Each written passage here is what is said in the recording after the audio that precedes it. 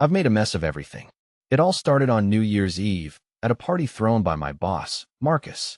He's one of those men who loves to flaunt his success. A sprawling house, gleaming luxury cars, and the finest champagne money can buy. My husband, Ethan, wasn't one for lavish parties like this. He'd told me he'd rather stay home, trusting me completely, a trust one took for granted. At the party, the drinks flowed freely, and I found myself swept up in the intoxicating excitement. Marcus was charming, as always, laughing at my jokes, complimenting my dress, and making me feel utterly noticed. It had been a long time since I'd felt that spark. Ethan was always so reserved, so predictable, and I suppose I craved a little thrill that night. I made a colossal, life-altering mistake. By the time the clock struck midnight, I was tipsy, but it wasn't just the alcohol making me dizzy. Marcus and I had been talking closely all evening, and I hadn't realized how much attention I was giving him until one of my coworkers gave me a knowing look. It was embarrassing, but instead of pulling away, I leaned in further. When the party ended, Marcus offered to drive me home. I didn't hesitate to say yes, telling myself it was harmless, just a ride. But deep down, I knew it wasn't innocent. The drive was quiet at first, until he turned to me and said, "You deserve to be celebrated more often. You know that." His words were like a drug, and I was hooked. When we pulled up to my house, the lights were off. Ethan had probably gone to bed early, as he often did. But as I stepped inside, something felt wrong. The house was eerily empty. The living room, where we had just put up decorations for the holidays, looked barren. Picture frames were gone from the shelves, and the familiar warmth of our home had vanished. "Ethan," I called out, my voice shaky. There was no answer. I walked into the kitchen, and my heart sank. The drawers were open, utensils missing. The dining table was bare, no placemats, no centerpiece, nothing. It was like a ghost town. Panic set in as I ran upstairs to our bedroom. The closet doors were wide open, and his side was completely empty. His clothes, his shoes, even the watch I'd bought him for our anniversary, all gone. I turned to the bed and saw a single envelope sitting on my pillow. My hands trembled as I picked it up. Inside was a note that simply read, "I saw enough. Don't bother explaining." It hit me like a freight train. He had been here. He had seen something. My mind raced, trying to piece it together. Did he come to the party? Did someone tell him? Or did he somehow know before tonight? I sat on the bed, staring at the note, feeling the walls close around me. "Everything okay up there?" Marcus called from downstairs. His voice grated on my nerves now. I didn't respond. I couldn't. That's when it truly hit me. I had lost everything, and this was just the beginning. I clutched the note, the last shred of my life. My mind spun with unanswerable questions. How long had Ethan been planning this? How much did he know? What exactly had he seen? The ache in my chest was unbearable. This wasn't just a crack in my marriage. This was an earthquake that had left nothing standing. "Hey, you all right up there?" Marcus's voice floated up the stairs again, snapping me out of my daze. I shoved the note into my pocket and stormed downstairs. He stood in the doorway, holding his coat, oblivious to the storm raging inside me.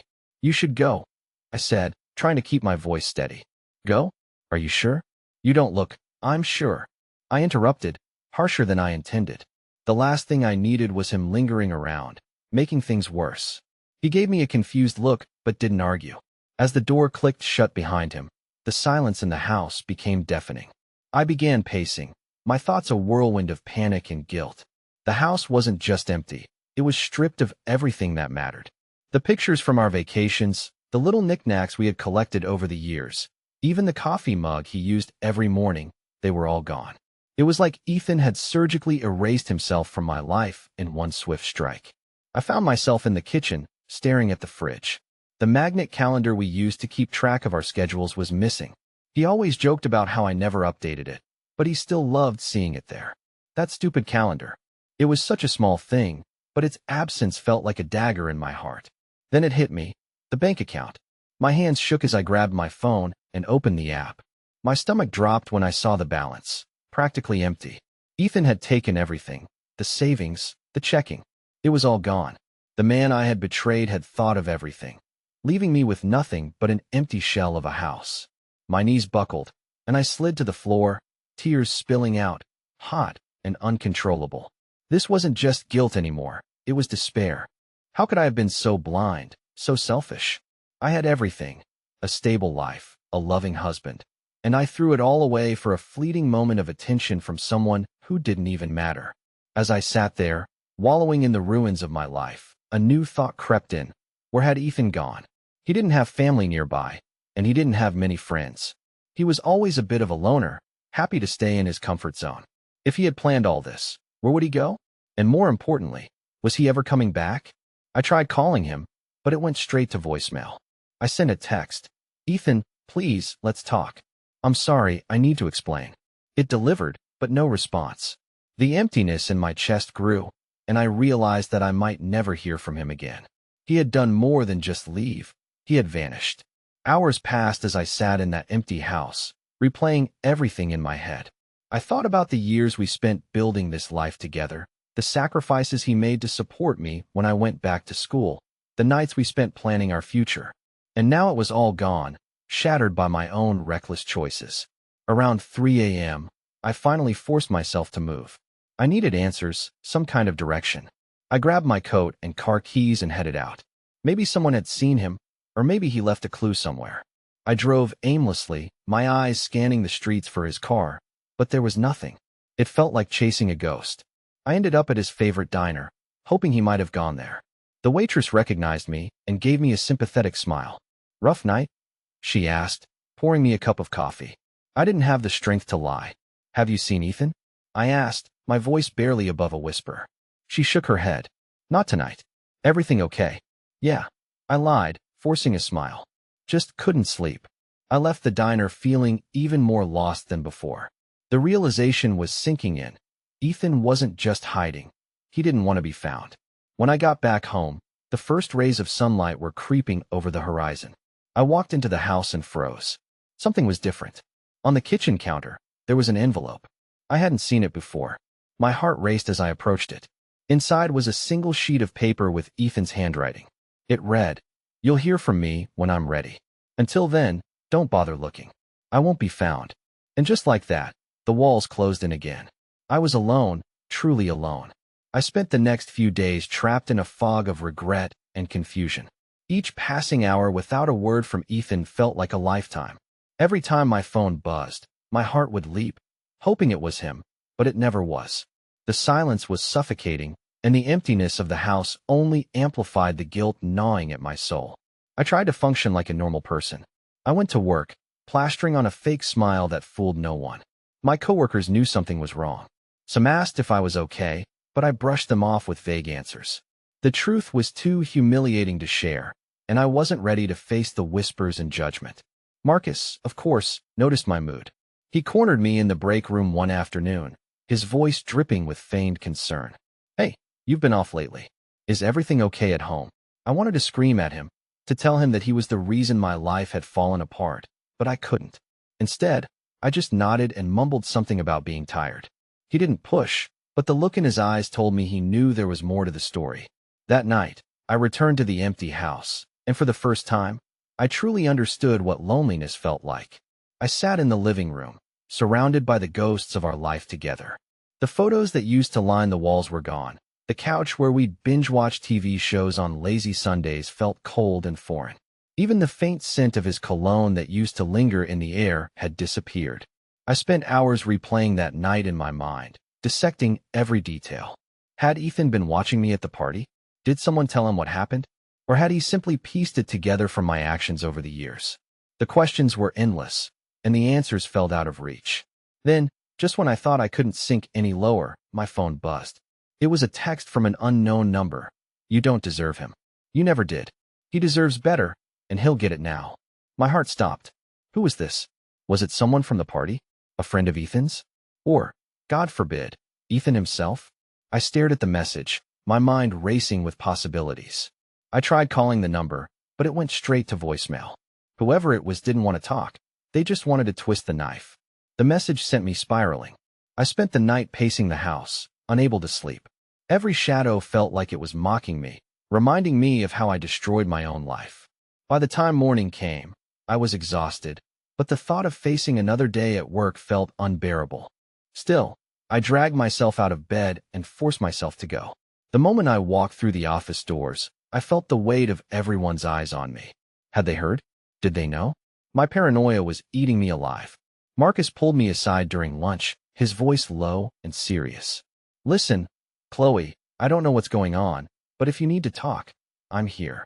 I looked at him, searching for any hint of guilt or acknowledgement. Did he know how much damage he caused, or was he genuinely oblivious?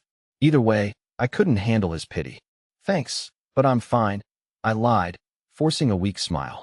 As the days turned into weeks, the silence from Ethan became unbearable. I tried everything, calling his old friends, visiting places he used to go, even reaching out to his estranged brother, Noah. But no one had seen or heard from him. It was like he had vanished into thin air. Then one evening, I came home to find another envelope on the kitchen counter. My heart raced as I tore it open. Inside was another note from Ethan, written in his familiar handwriting.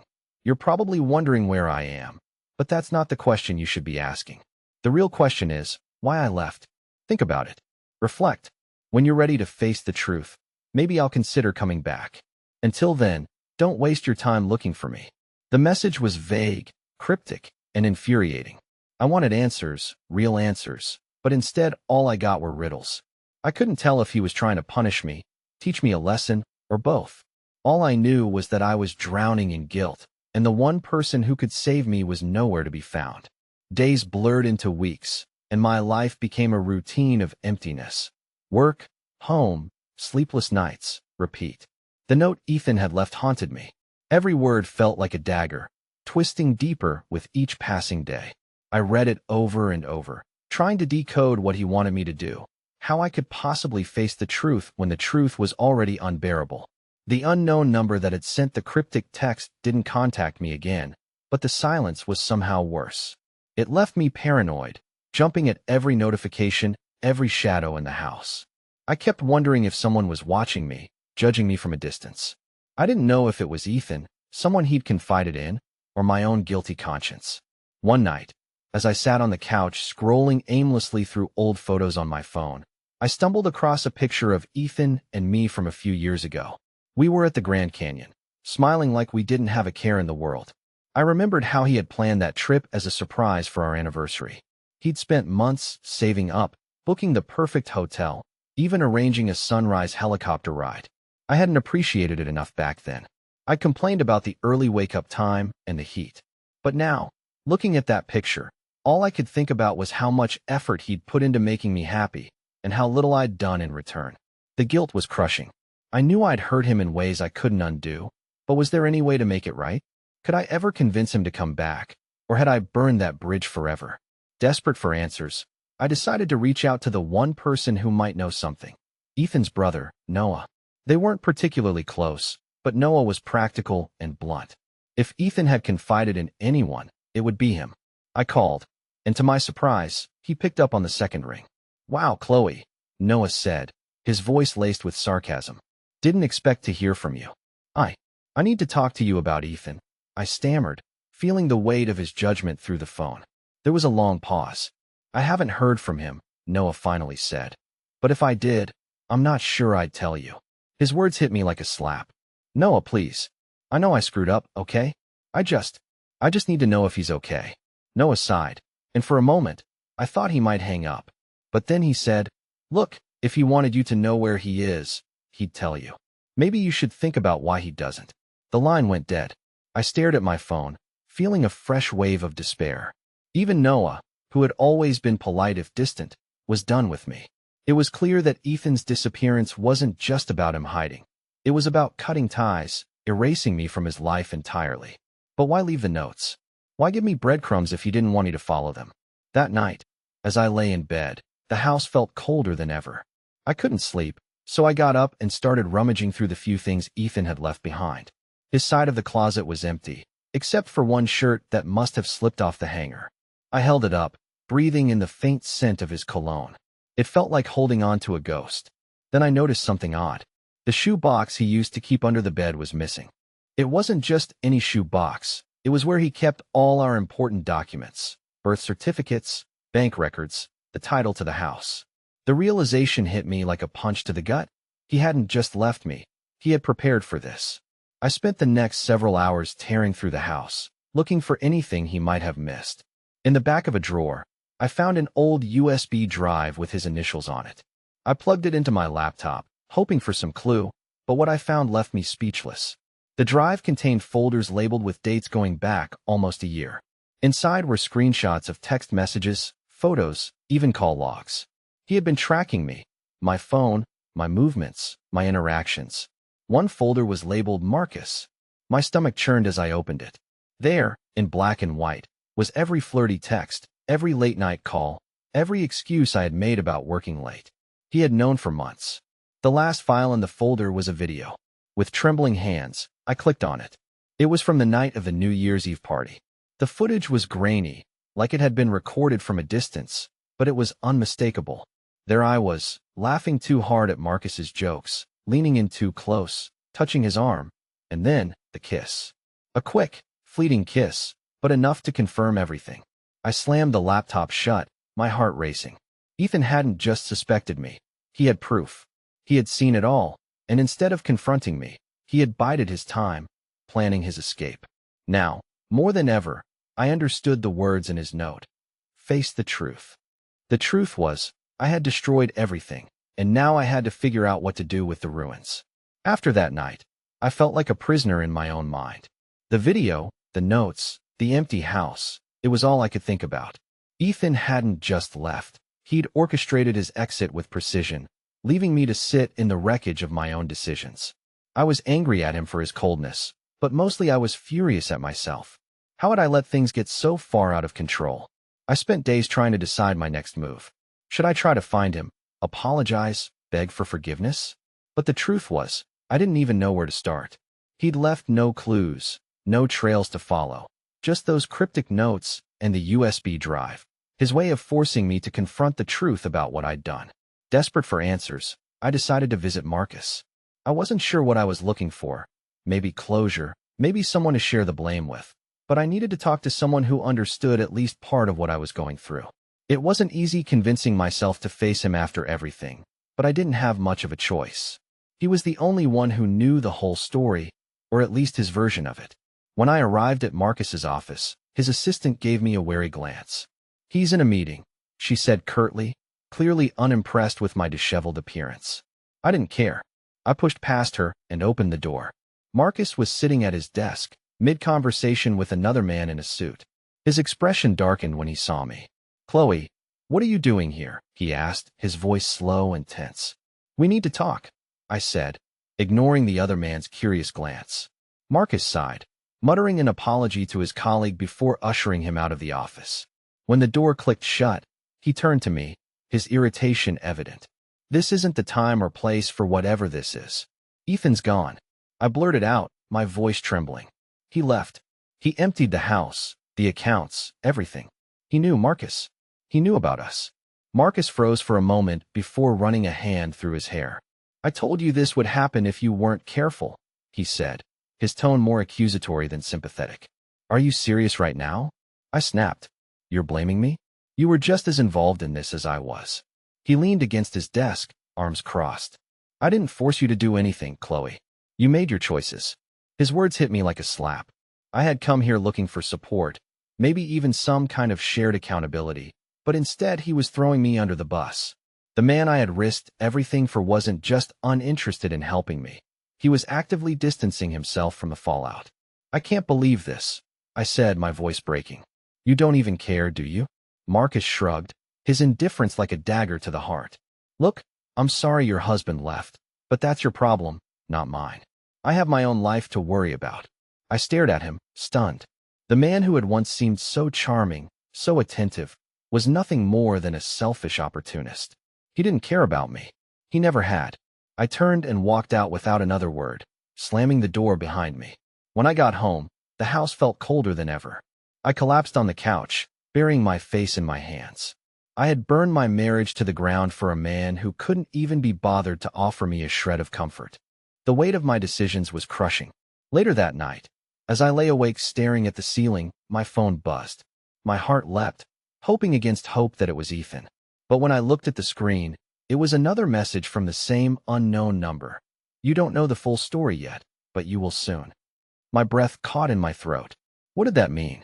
Who was behind these messages? And what more could there possibly be to uncover? My hand shook as I typed a reply. Who is this? What do you want? The message delivered, but no response came. I spent the rest of the night pacing the house, replaying every interaction, every memory, trying to piece together what this could mean. Was it Ethan tormenting me from a distance? Someone else who knew about the affair? Or was this something completely unrelated? The paranoia was consuming me. As the first rays of sunlight crept through the windows, I made a decision. I couldn't just sit here waiting for answers. If Ethan wasn't going to come to me, I had to find him. I had to face him, no matter how much it hurt, no matter how much he hated me, because if I didn't, I would lose myself completely. The next morning, I was determined. I couldn't let the unknown consume me anymore. I had to take action. Ethan had left no clear trail, but the cryptic messages suggested that someone, somewhere, knew more than I did. If I couldn't find him directly, I'd start unraveling the pieces of this puzzle one by one. I started by visiting places Ethan and I used to frequent. The coffee shop where we had our first date, the park where he loved to jog, even the library he used to visit for some quiet reading time. Each place brought back a flood of memories, bittersweet reminders of the life we'd built together and the countless ways I had taken it for granted. At the coffee shop, I asked the barista if she had seen him. She shook her head. At the park, I scanned the jogging paths, hoping for a familiar figure. Nothing. At the library, I even asked the librarian, but she hadn't seen him either. Everywhere I went, it felt like I was chasing a ghost. By midday, frustration had set in. I was sitting in my car, staring at my phone, debating whether to call Noah again. He hadn't been helpful before, but maybe he'd softened since our last conversation. I dialed his number, and to my surprise, he picked up. What do you want, Chloe? Noah's tone was cold, but at least he was answering. I need your help, I said, my voice trembling. I know you said you haven't heard from Ethan, but if you know anything at all, please tell me. I'm losing my mind here. There was a long pause on the other end. Chloe, you really don't get it, do you? He finally said. This isn't about finding him. This is about you owning up to what you've done. Ethan doesn't want to be found because he's done with you. He's giving you exactly what you deserve. His words stung, but I couldn't argue with them. I know I messed up, I whispered. But I love him, Noah. I need to make this right. Chloe, he said, if you really love him, maybe the best thing you can do is leave him alone. And with that, he hung up. Feeling defeated, I drove aimlessly for a while, letting my thoughts spiral. Noah's words rang in my ears. He's done with you. Was he right? Was this all just a futile effort to cling to something that was already gone? As I turned onto the street leading back to the empty house, I noticed something strange. A car I didn't recognize was parked a few houses down. It wasn't unusual for neighbors to have visitors, but something about this car felt off. I parked in my driveway and glanced at it again. The windows were tinted, and I couldn't see who was inside, but it felt like they were watching me. Paranoia took over. I hurried inside, locking the door behind me, and peeked out the window. The car was still there, unmoving. Was it a coincidence, or was someone following me? The cryptic text messages flashed in my mind, making me feel even more on edge. I spent the next few hours trying to distract myself, but the feeling of being watched wouldn't go away. Finally, as night fell, I worked up the courage to confront whoever was in that car. I grabbed my phone, ready to call for help if things went south, and stepped outside. The cool night air sent a shiver down my spine. As I approached the car, my heart was pounding so hard I thought it might burst out of my chest. I tapped on the driver's window, my voice shaking. Can I help you? The window rolled down slowly, revealing a man I didn't recognize. He was older, maybe in his 50s, with graying hair and a calm demeanor that somehow made him even more unsettling. You're Chloe, right? He asked, his tone neutral. Who are you? I demanded, gripping my phone tighter. I'm just someone doing a job, he said cryptically. Ethan hired me. The ground felt like it shifted beneath me. Hired you for what? I asked, my voice barely above a whisper. To keep an eye on things, he replied. He wanted to make sure you were reflecting. Reflecting? I repeated, my anger flaring. What does that even mean? Where is he? The man shrugged. I'm not here to answer your questions. I just report back to him. That's all you need to know. I felt my knees go weak. Ethan hadn't just disappeared. He was orchestrating this from the shadows, keeping tabs on me, controlling the narrative. It wasn't just about leaving. It was about teaching me a lesson.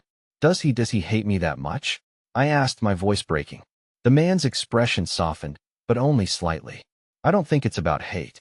I think it's about making sure you understand what you lost. With that, he rolled up the window and drove away, leaving me standing in the driveway, stunned and hollow inside. Inside the house, I collapsed onto the couch, trying to process what had just happened. Ethan was out there, watching me, but he was staying just out of reach. It was maddening, knowing he was close enough to keep tabs, but unwilling to face me directly. The truth was becoming clearer with every passing day. This wasn't just a punishment, it was a test, and I didn't know if I was strong enough to pass it. I spent the night staring at the ceiling, the weight of everything pressing down on me. Ethan wasn't just gone. He was controlling every piece of this nightmare. The cryptic notes, the hired observer, the empty house, it all made sense now. He wanted me to feel the emptiness, to sit in the ruins of what I had destroyed, and it was working. The next morning, I woke up with a determination I hadn't felt in weeks. I wasn't going to just sit around and let Ethan pull the strings. If he wanted me to reflect, I'd do it, but on my terms. I grabbed a notebook from the shelf and started writing. Every mistake I'd made, every sign I'd ignored, every way I had hurt him, it all poured out onto the pages. I didn't know if it would help, but it was a start. By the time the sun set, I had filled pages with my thoughts and regrets, feeling both exhausted and strangely lighter. For the first time in weeks, I felt like I was taking control of my own story. The next day, I decided to take things further. I started reaching out to people who knew us as a couple, friends, coworkers, even Ethan's old college roommate. I wasn't looking for sympathy. I just wanted to understand how others saw us, what they had noticed that I might have missed. One conversation stuck with me. I called a mutual friend, Sarah, who had known us since we first started dating. She was hesitant at first, but eventually opened up. "Chloe, I'm not going to sugarcoat this," she said. "Ethan adored you. But he had a lot. He didn't want to show how much some of your actions hurt him." "What do you mean?" I asked, my stomach tightening. She sighed. "You know how he always joked about you working late? Or forgetting date nights? He wasn't really laughing, Chloe. He just didn't want to make you feel bad. He kept a lot of that bottled up, but it ate at him." Her words hit me hard. I had always brushed off his quiet disappointments, thinking he didn't care as much as I did. But now it was clear that he cared more, so much more, and I had taken it all for granted. "Do you know where he is?" I asked, my voice shaking. "No," she said softly. "But if he's staying away, it's because he needs to heal. And maybe you need to let him." That evening, I sat on the floor of our empty living room, staring at the blank walls. I couldn't deny it anymore. This was my fault, all of it. And if Ethan needed space to heal, I had to respect that. But I couldn't shake the feeling that there was more to this story, something I was still missing. As I was cleaning up the scattered pages of my notebook, my phone buzzed. Another message from the unknown number. "You're starting to get it, but there's one last thing you need to know." I froze, my heart racing. I typed back quickly. "What is it? Please, just tell me." A minute passed, then two. Finally, another message appeared. "Check your emails. Look for a message from him." My hands trembled as I opened my laptop and logged into my email. My inbox was a mess of spam and work updates, but I searched for Ethan's name. Sure enough, there it was, an email from weeks ago, one I had completely missed in my frantic haze. The subject line read, "The last thing I'll say." I clicked on it, my breath catching in my throat. "Chloe, by the time you read this, I'll be gone. I don't know if you'll ever truly understand why I left, but I hope you try. You've hurt me in ways I never thought possible, but this isn't about revenge. This is about showing you what it feels like to lose something you love. You need to know that I didn't just walk away because of Marcus or the affair. This has been building for years. The missed moments, the careless words, the way you always put yourself first. It all added up. I stayed because I loved you, even when it hurt. But love isn't enough when only one person is holding on. I hope this time apart gives you the clarity you need, and maybe one day we can have a real conversation. Until then, I wish you nothing but the best. Ethan." I read the email over and over, tears streaming down my face. This wasn't just about New Year's Eve. This was about years of neglect, of selfishness, of taking him for granted. I had been so focused on my own needs that I had ignored the pain I was causing him. But the part that hit me the hardest was the last line. "Maybe one day we can have a real conversation." It wasn't a promise, but it was a sliver of hope. He hadn't closed the door completely. There was still a chance, however small, that I could make things right. I closed the laptop and stared into the darkness, my mind racing. If I wanted that conversation, I had to change, not for him, but for myself, because the woman I had been wasn't someone worth holding on to. The email replayed in my mind on an endless loop. Ethan had left not just because of the affair, but because of the years of small, seemingly insignificant moments that had piled up and crushed his spirit, and I had been too blind to see it.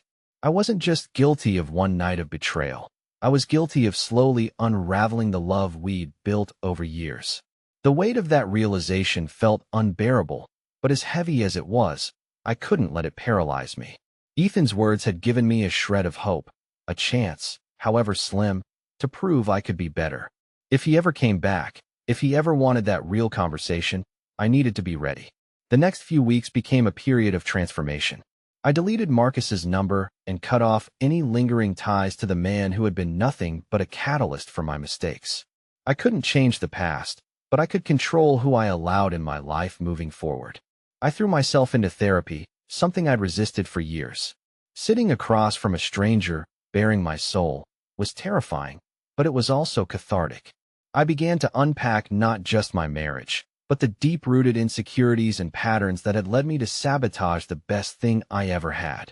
My therapist, a calm and patient woman named Dr. Evans, didn't let me off the hook.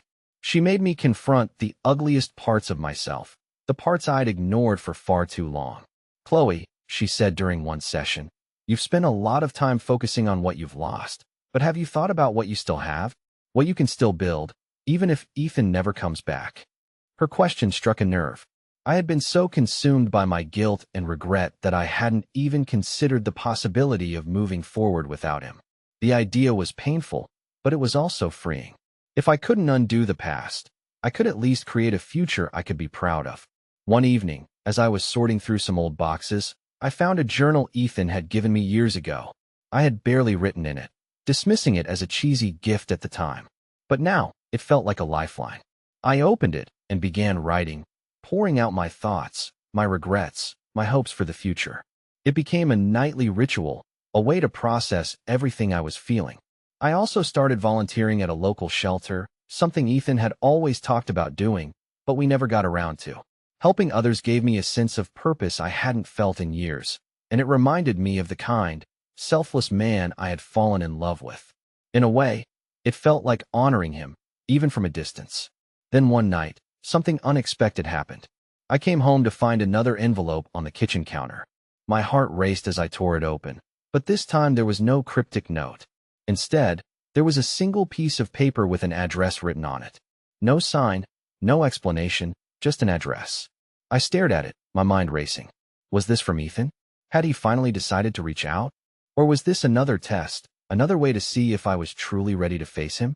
I didn't sleep that night. The next morning, I packed a bag, not knowing what to expect, and set out for the address. It led me to a small cabin in the woods, about 2 hours outside of town. My hands were trembling as I parked the car and approached the door. I knocked, my heart pounding so hard it hurt. For a moment, there was only silence. Then, the door opened. There he was, Ethan. He looked different, thinner, older, as if the weight of the past months had aged him. But his eyes were the same, filled with that quiet intensity one had fallen in love with. He didn't say anything at first, just stood there looking at me like he was trying to decide if I was real. "Hi," I finally said, my voice barely above a whisper. He nodded, stepping aside to let me in. The cabin was simple, cozy, and unmistakably his. Books lined the shelves, and the faint smell of coffee lingered in the air. It felt like him in every way. We sat down at the small kitchen table, the silence heavy between us. I didn't know where to start, but I knew I couldn't waste this moment. "Ethan, I'm sorry," I said, my voice breaking. "For everything. For taking you for granted, for hurting you, for not seeing what I had until it was gone. I don't deserve your forgiveness, but I need you to know that I've changed. I've been working on myself, trying to be better, not just for you, but for me, because I don't want to be that person anymore." He didn't respond right away. Instead, he looked out the window, his jaw tight. "Do you know why I left?" he finally asked, his voice calm but firm. I nodded. Because I broke us. Because I hurt you in ways I can't undo. He turned back to me, his eyes searching mine. It wasn't just about the affair, Chloe. It was about everything. The little ways you stopped caring, the way you made me feel invisible. I loved you so much, but I couldn't keep loving someone who didn't see me. His words cut deep, but I knew he was right. I see you now, Ethan, and I'll spend the rest of my life proving it, if you'll let me. For the first time, his expression softened. He leaned back in his chair, letting out a long sigh. I don't know if I can ever trust you again, he said, but I believe you're trying. And that means something. It wasn't forgiveness, and it wasn't a promise of reconciliation, but it was a start. And for the first time in months, I felt a glimmer of hope.